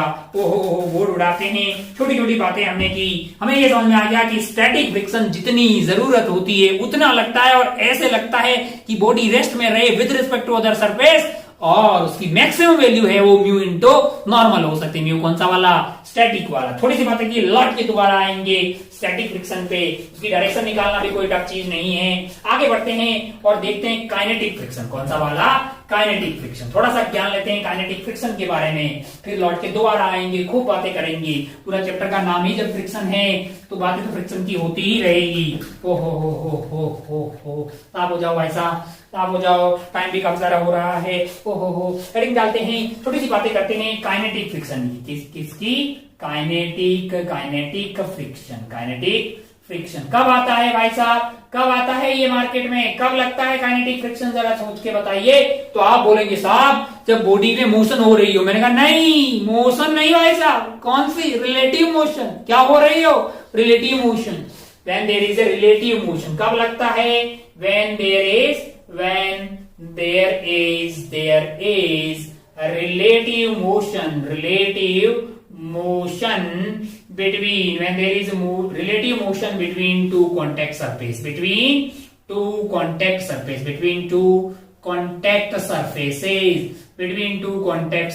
जब रिलेटिव मोशन होगी तब लगेगा। मैंने कहा अच्छा। फिर अगर आप ग्राफ देखेंगे तो आप ऐसा ग्राफ पाया था। कैसा पाया था आपने? ग्राफ आपका ऐसे जाके यू। तो अगर आप ध्यान से देखें तो आप पाएंगे कि ये कांस्टेंट सा लगता हुआ दिखाई दे रहा है, एक कांस्टेंट फोर्स लगता है, और वो जो आपका काइनेटिक फ्रिक्शन है F kinetic, that is directly proportional to normal, है ना। जितना चीज भारी होगी उसको उतना खींचना टफ होगा, है कि नहीं यार? अच्छा, बहुत बढ़िया। और ये जो एफ काइनेटिक है, मैथमेटिकली इसकी वैल्यू आ जाएगी म्यू काइनेटिक इनटू एन। यहाँ पे एन क्या है? नॉर्मल है वही वाला, लेकिन म्यू के क्या है? म्यू के है कोफिशिएंट ऑफ काइनेटिक फ्रिक्शन। अच्छा, किस पे डिपेंड करेगा भाई साहब? किस पे डिपेंड करेगा ये कोफिशिएंट ऑफ काइनेटिक फ्रिक्शन? मैंने कहा जो दोनों कांटेक्ट सरफेस है, दोनों सरफेस कांटेक्ट में है, जिनके बीच में रिलेटिव स्लाइडिंग हो रही है, उन दोनों कांटेक्ट सरफेस पे डिपेंड करेगा म्यू के। अच्छा, म्यू के और म्यू एस अलग अलग हो सकते हैं। मैंने कहा हाँ, यूजुअली म्यू के कम होता है। ये आपका ये वैल्यू आई थी आपके पास म्यू एस इंटू एन, और ये वैल्यू आएगी आपके पास म्यू के इंटू एन। तो आपके पास म्यू के इंटू एन, यानी म्यू के कम होता है, यूजुअली कम होता है। तो अपन ऐसी बातें कर सकते हैं कि mu kinetic is less than equal to mu static. कभी स्टैटिक से ज्यादा नहीं हो सकता है, यूजुअली मतलब तो थोड़ा सा कम ही होता है म्यू के। म्यू एस से अगर सवालों में कुछ नहीं दिया जाए, एक ही म्यू दिया जाए, तो फिर वही म्यू के हो जाएगा, वही आपका म्यू एस हो जाएगा। अच्छा, बहुत बढ़िया, बहुत ही खूबसूरत, बहुत ही बढ़िया। तो एक बात समझ में आएगी यार, कांस्टेंट फोर्स लगता है। अच्छा, मैं आपको यहाँ पे नॉलेज की बात बता दूं कि यहाँ से आपको ये कांस्टेंट टाइप का लग रहा है ना। हम लोग ऐसा मान के चलते हैं प्रैक्टिकली, प्रैक्टिकल बात कर रहे हैं अपन, प्रैक्टिकल बात कर रहे हैं। कैसी? प्रैक्टिकली, जो कि हमारे सिलेबस में नहीं है। ये जो म्यू के होता है, दैट म्यू के इज फंक्शन ऑफ वेलोसिटी। क्या होता है? Function of velocity. जितनी बॉडी की रफ्तार होगी उस पे भी डिपेंड करता है। एक बॉडी है जिसका मास m है, इसकी रफ्तार v है, इस पे कितना काइनेटिक फ्रिक्शन लगेगा, वो बेसिकली म्यू इंटू एन होगा। एन मान लो जो भी उसपे यहाँ पे सरफेस पे लग रहा है, लेकिन ये म्यू जो है खुद ही वेलोसिटी पे डिपेंड करता है ना। फ्रिक्शन कई बार बहुत तेज स्पीड से जा रहे होते, फ्रिक्शन भी कम हो जाता, स्लाइडिंग ये वो। धीरे धीरे अपन गाड़ियों के बारे में बातें भी करेंगे। तो लेकिन हमारे सिलेबस में क्या है, हमारे लिए म्यू के कांस्टेंट रहेगा, वो वेलोसिटी पे डिपेंड करने वाला नहीं है। अगर वो कांस्टेंट रहेगा तो बहुत बढ़िया भाई साहब, म्यू के की वैल्यू वेलोसिटी पे डिपेंड करने वाली, हमारे सिलेबस में नहीं है। ऐसे मतलब वैसे रियलिटी में बात करें तो म्यू के खुद ही इस बात पे डिपेंड करता है कि गाड़ी चल रही है तो दूसरी सरफेस के रेस्पेक्ट में इसकी रिलेटिव स्पीड कितनी है, 1 मीटर 2 मीटर 100 मीटर, मतलब कितना मीटर पर सेकेंड होगी, उस बात पे थोड़ा सा वेरी करता है, मतलब कांस्टेंट नहीं रहेगा। जैसे मैं बोलूं 0.6 है तो वो 0.6 हमेशा नहीं रहेगा, वो गाड़ी की स्पीड पे भी डिपेंड करता है। लेकिन हमारे सिलेबस में क्या है, म्यू के कांस्टेंट है। म्यू के कैसा है, म्यू के कांस्टेंट है, वो गाड़ी की स्पीड पे डिपेंड करने वाला नहीं है। अच्छा, मतलब म्यू ऐसा, मतलब म्यू जो होता है वो स्पीड पे भी वैसे प्रैक्टिकली डिपेंड करता है। बहुत बढ़िया भाई साहब, बहुत ही शानदार। ये तो बता दिए कि कितना मैग्नीट्यूड होगा, डायरेक्शन कौन बताएगा। सेकेंड पॉइंट में अपन ने ये पता कर दिया।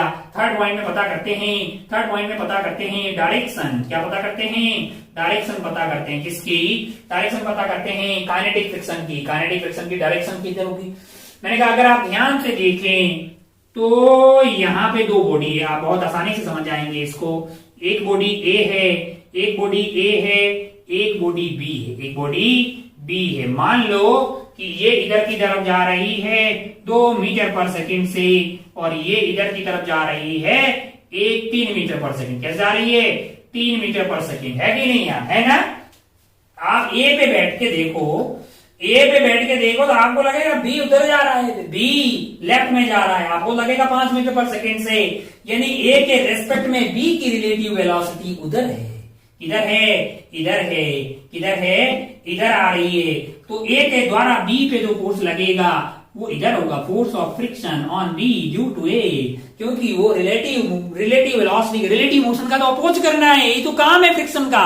फ्रिक्शन ऐसा कभी नहीं कर सकता कि रिलेटिव मोशन, जाओ बेटा तुम मेरे रेस्पेक्ट में खिसको, मतलब ऐसा कभी नहीं बोलेगा। ये वाले फ्रिक्शन ऐसा कभी बोलेगा ये नहीं कि ये वाला कभी इसको ऐसा नहीं बोलेगा कि मैं तो रुका हुआ हूं तुम उधर कट लो, आहा तुम मत जाओ क्योंकि मैं भी नहीं जा रहा हूं, ताकि साथ बरकरार रहे। फ्रिक्शन का काम होता है साथ बरकरार रहना, दोनों कॉन्टेक्ट सरफेस के बीच का साथ बरकरार रहे, बेसिक कॉन्सेप्ट है।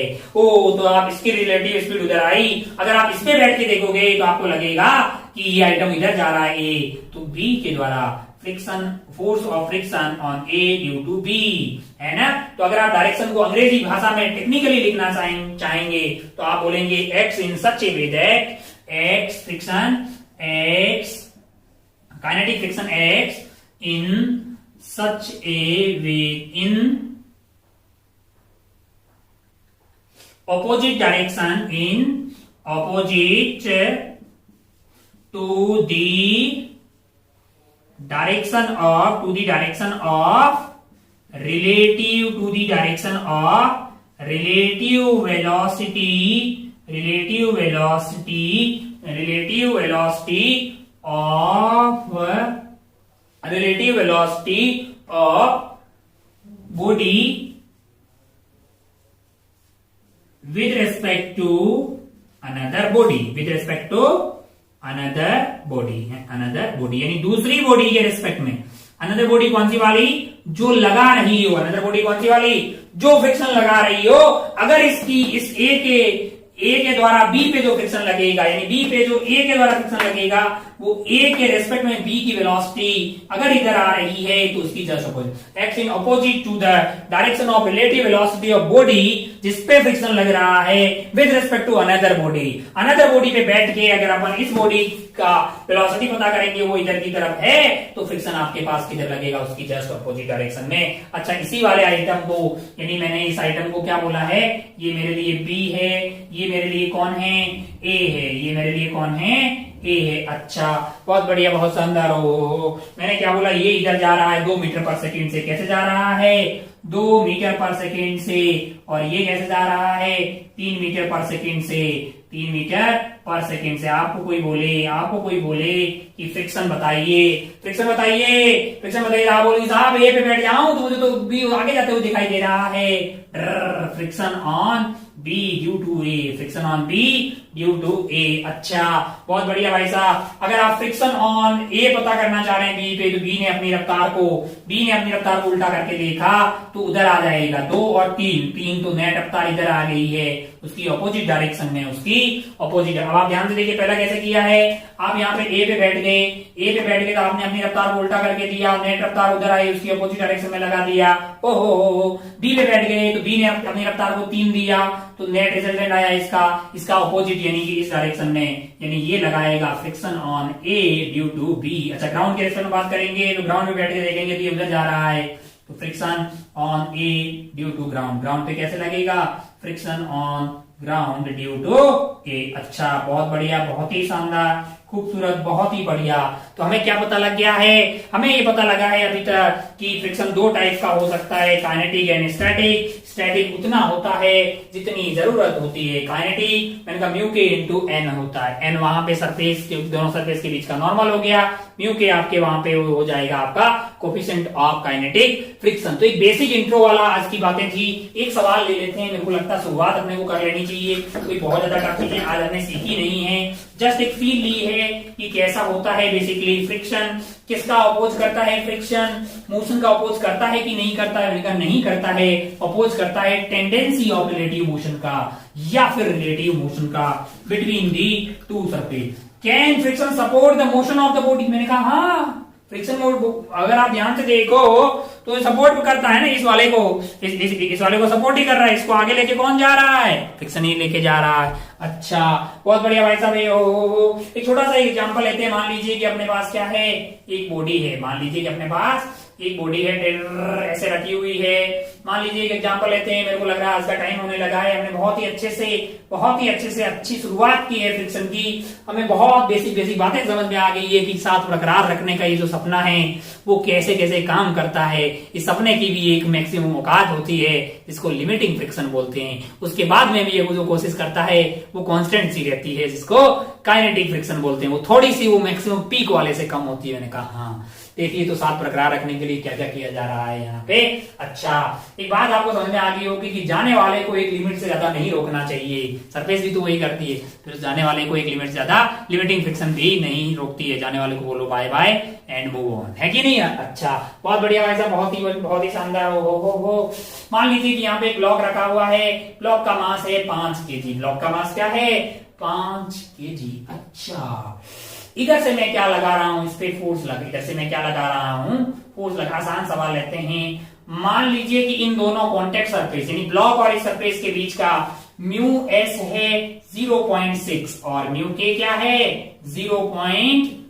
अच्छा, ये म्यू जो है वो यूनिटलेस होगा क्योंकि वो force is equal to mu into normal, तो फोर्स डिवाइडेड फोर्स का रेशियो है वो, है ना, डायमेंशनलेस क्वांटिटी हो जाएगी। अच्छा, बहुत बढ़िया, बहुत ही शानदार। हो 0 से लेके 1 के आसपास रहता है, 1 से तो बड़ा भी हो सकता है कुछ सरफेस के केस में। अच्छा, बहुत बढ़िया, बहुत शानदार। अब अगर आपको ध्यान से देखें, आपको पूछा कि इसकी एक्सेलरेशन बताइए, किसकी, इस वाले ब्लॉक की। पहला केस, फर्स्ट वाला केस, कि अगर एफ की वैल्यू क्या हो, F is equal to 5 newton, F is equal to क्या हो 5 न्यूटन। सेकेंड कर लेते हैं, F is equal to 25 newton. क्या कर देते हैं 25 न्यूटन। अच्छा, और तीसरा कर देते हैं, मान लीजिए कि F is equal to 50 newton. चलिए शुरू हो जाइए। बहुत बढ़िया भाई साहब, बहुत ही शानदार। ओहो, ध्यान रखना, तूने यहाँ पे फोर्स लगा रहा है। पहला केस है 5 न्यूटन, 5 न्यूटन, 5 न्यूटन। क्या ये चलेगा कि नहीं चलेगा? क्या ये चलेगा कि नहीं चलेगा? चलेगा कि नहीं चलेगा? कौन डिसाइड करेगा? बिल्कुल ये डिसाइड करेगा।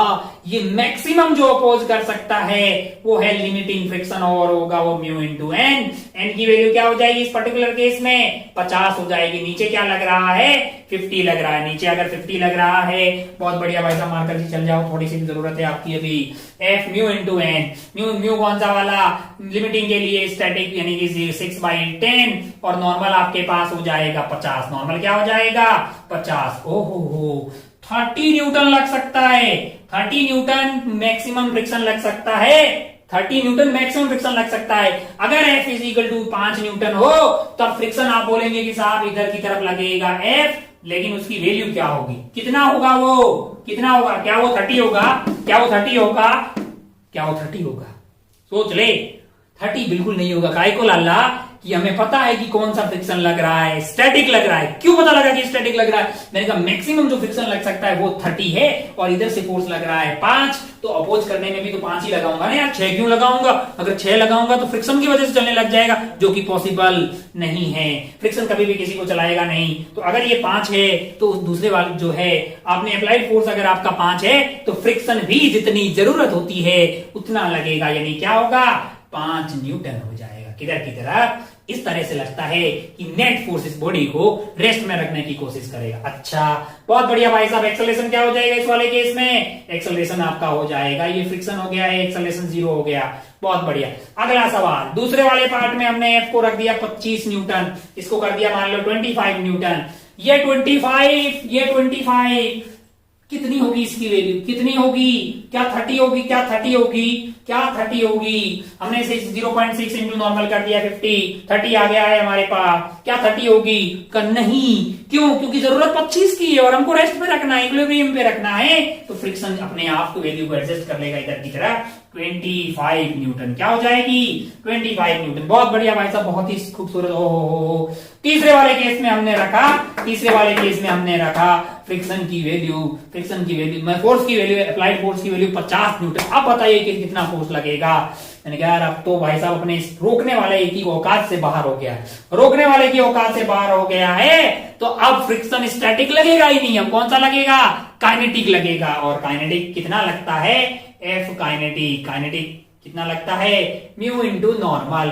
कितना लगता है? Mu into normal. म्यू आपके पास क्या है? म्यू आपके पास है काइनेटिक वाला 0.5 यानी 5/10 इंटू 50 यानी कितना हो गया है आपके लिए? ये हो गया है 25 न्यूटन। ओहो, मतलब ये वाली बॉडी पे इधर की तरफ से क्या लग रहा होगा? इधर की तरफ से आपके पास लग रहा है 50 न्यूटन, लेकिन ये अपोज कर रही होगी 25 न्यूटन से, है कि नहीं यार? ओहो, और मास है इसका इतना, तो एक्सेलरेशन हो जाएगी इसकी इधर की तरफ 50 minus 25 divided by mass m। 50 minus 25 divided by मास हो गया ये 5 मीटर पर सेकेंड स्क्वायर, है कि नहीं यार? अच्छा, इस बॉडी को जस्ट स्टार्ट करना होता तो कितना फ्रिक्शन लगाना पड़ता?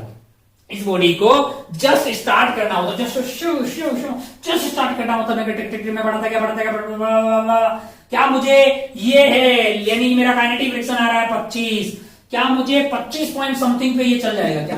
क्या 25 पॉइंट समथिंग पे ये चल जाएगा? तो बोलेगा नहीं बे, ये तो रनिंग कंडीशन में आ रहा है, जब स्लाइडिंग हो रही तब आ रहा है, रुका हुआ है तो मैक्सिमम 30 जा सकता है। एक बार 30 लग गया, फिर उसके बाद आप 27, 28, 26 पॉइंट समथिंग से भी काम चला सकते हैं। एक बार बॉडी स्टार्ट हो जाती है, फिर उस पर थोड़ा कम फोर्स लगाएं तो भी वो चल सकती है। एक बार इसको स्टार्ट करने के लिए आपको जरूरत पड़ेगी 30 न्यूटन की। एक बार स्टार्ट हो गई, वो चलने लग गई, फिर आप 25 से बड़ा कुछ भी फोर्स लगाइए, वो चलता रहेगा, है ना? है कि नहीं है? 25 है कि नहीं है? फिर अगर 25 से कम लगाओगे तो फिर मतलब पॉसिबल नहीं हो पाएगा। अच्छा, बहुत बढ़िया भाई साहब, बहुत ही शानदार, बहुत ही बढ़िया। ओहो। अच्छा, इसको स्टार्ट करने के लिए मिनिमम फोर्स क्या चाहिए?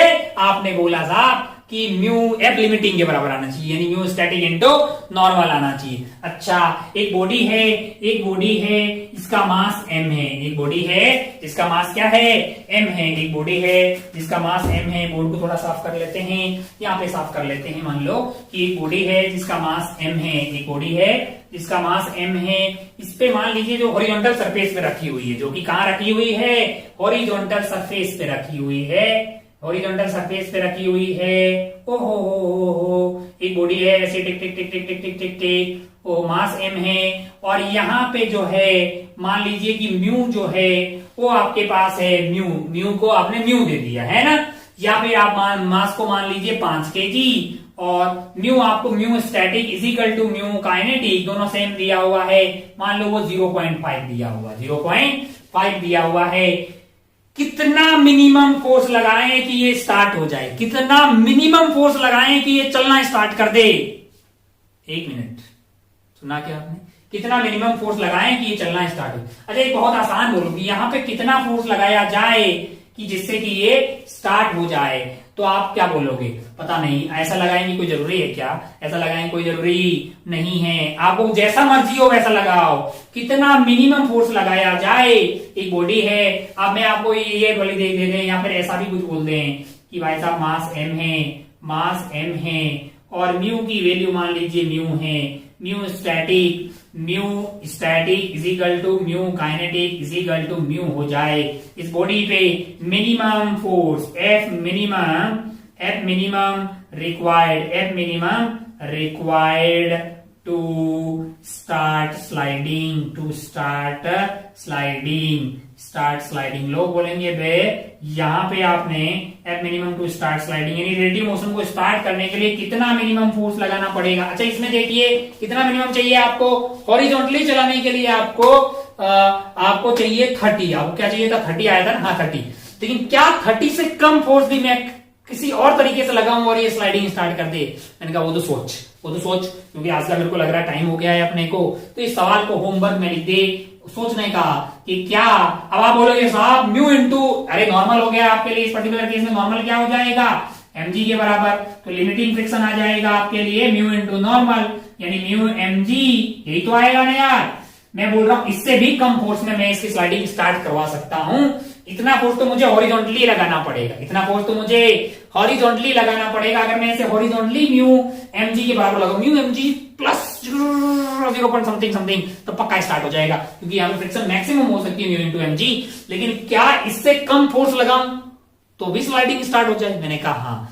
तुझे बताना है कि इससे पक्का कम आंसर आएगा कितना फोर्स इस पे लगाया जाए और कैसे लगाया जाए। अब आप समझ गए कि हॉरिजॉन्टली नहीं लगाया जाएगा, एंगल पे लगाया जाएगा कुछ पे। तो तेरे हिसाब से सोचना है तेरे को कि कितना मिनिमम फोर्स लगाया जाए जिससे कि ये स्लाइडिंग स्टार्ट कर ले। एक सवाल काफी है, काफी सारी बातें हमने कर दी है। बेसिक जो है हम खूब सारे सवाल सोल्व करेंगे। अभी तो जस्ट शुरुआत हुई है। बेसिक अगर अपन पूरा समराइज करें तो हमारी जो बातें हैं बेसिकली इस चैप्टर में अपन बातें कर रहे हैं, मतलब एक कॉन्टेक्ट फोर्स के बारे में जो दो सरफेस के बीच में तब आता है जब दोनों सरफेस के बीच में या तो रिलेटिव स्लाइडिंग हो रही हो या रिलेटिव स्लाइडिंग की टेंडेंसी हो, या क्या हो? रिलेटिव स्लाइडिंग की टेंडेंसी हो। अगर सिर्फ टेंडेंसी हो तब वहां जो आता है वो होता है स्टैटिक फ्रिक्शन, जिसकी maximum value mu into N हो सकती है, जो कि लिमिटिंग होता है। बाकी लगेगा उतना कोई जरूरी नहीं है, कितना लगता है? जितनी जरूरत होती है उतना लगता है। और काइनेटिक फ्रिक्शन दूसरा वाला है जो कि कब लगता है? जब बॉडी जो दोनों सरफेस के बीच में क्या हो रही हो? रिलेटिव स्लाइडिंग हो रही हो। उसकी वैल्यू आपके लिए म्यू काइनेटिक इंटू एन हो जाती है। दोनों फोर्सेस की मैग्नीट्यूड क्या रहेगा, डायरेक्शन क्या रहेगी, एक बेसिक अंडरस्टैंडिंग जो है हमारा चैप्टर आज वाला था। आगे धीरे धीरे कल परसों तरसों जो भी चैप्टर्स रहेंगे धीरे धीरे अपन हर वैरायटी का सवाल सोल्व करेंगे। एक चीज और बताना चाह रहे, एनएलएम में बहुत सारे सवाल बनाए जा सकते हैं जो कि हमने वहां नहीं बनाए थे। हमको पता था कि अपन जो है फ्रिक्शन में उनको ऐड कर देंगे ताकि सरफेस में एक और फोर्स ऐड हो जाएगा ना यार, टेंशन नॉर्मल ये वो के साथ में फ्रिक्शन और ऐड कर देंगे, सवाल थोड़ा और टफ करेगा। सवाल खूब सारे इस चैप्टर में अपन करने वाले हैं, है कि नहीं यार? यही मैं म्यू को जीरो कर दूं, मान लो कि यहाँ मैं बोलता म्यू 0, एक्सेलरेशन बताओ तो 5/5 1 मीटर पर सेकंड स्क्वायर, 25/5 5 मीटर पर सेकंड स्क्वायर, 50/5 10 मीटर पर सेकंड। एनएलएम है तो ये इतना कोई पूछने वाला नहीं है। ऐसा सवाल थोड़ी देंगे कि एफ दिया एम दिया एक्सेलरेशन बताओ, हमेशा थोड़ी दे। चाहिए एडवांस की तैयारी करने आए हैं भाई साहब, तो ढंग के सवाल जो है अपन मतलब जो है सॉल्व करने वाले हैं खूब सारे फ्रिक्शन के अंदर। आप उम्मीद है कि आप एनएलएम का होमवर्क पूरा करके बैठे होंगे। एक बार पुनः आपसे रिक्वेस्ट है कि अगर आपने एनएलएम में कोई भी होमवर्क कहीं पे भी आपको कंस्ट्रेंट ये वो कुछ भी चीज का कोई किसी भी प्रकार का दर्द है तो उसको पहले मतलब क्लियर कर दीजिए। ऐसा मैं इसलिए बोल रहा हूं क्योंकि अगर आपका एनएलएम बहुत अच्छा होगा कि मैं गारंटी लेता हूं कि फ्रिक्शन आपका उससे भी अच्छा होगा, मतलब बहुत अच्छा होगा, सब अच्छा होगा। फिर अरे सब अच्छा होगा ना, क्योंकि किसी भी टॉपिक का अच्छा होने का मतलब क्या है? अच्छा होने का मतलब है कि आपको उसमें कॉन्फिडेंस आए, आपको उसमें सवाल हो। वो कब कैसे हो सकता है, वो कैसे होता है, उसका एक जनरल प्रोसीजर होता है। आप पहले जो है जो भी आपको पढ़ाया जा रहा है लेक्चर में उसको अच्छे से समझें, चीजों को समझे, रटे नहीं, समझें। फिर मैंने कहा उसके नोट्स बनाए अच्छे से, फिर मैंने कहा जो होमवर्क दिया उसको सॉल्व करें, फिर मैंने कहा जो डाउट रहा उसको मतलब जो है क्लियर करें। मैंने कहा फिर क्या होगा कि चैप्टर के शॉर्ट नोट्स बनाने, फिर मैंने कहा प्रीवियस ईयर के थोड़े बहुत सवाल सॉल्व कर, तेरे से होने लगे तो कॉन्फिडेंस ला, क्योंकि तो अगर तू पिछले साल का कर सकता है तू अगले साल का भी सॉल्व कर सकता है ना। बहुत बढ़िया। इतना काम कर ले, मतलब पूरा जो होमवर्क है वो पूरा कार्यक्रम कर ले, फिर तेरे को कॉन्फिडेंस आएगा, आएगा इसी आएगा, क्यों क्यों नहीं आएगा। क्या तो काफी सारा कार्यक्रम जो है आज के लिए हो गया है। अपन आज के खेला को यहीं पे खत्म करते हैं। आप सभी का बहुत बहुत धन्यवाद, मतलब जो है देखने के लिए शुक्रिया, और पढ़ने के लिए तो आपको पढ़ना ही है, मतलब ठीक है। आज का होमवर्क मिलेगा क्या? हाँ, थोड़ा बहुत मिलेगा, दिया जाएगा आपको। Jai Hind, Jai Bharat, take care, bye, finally.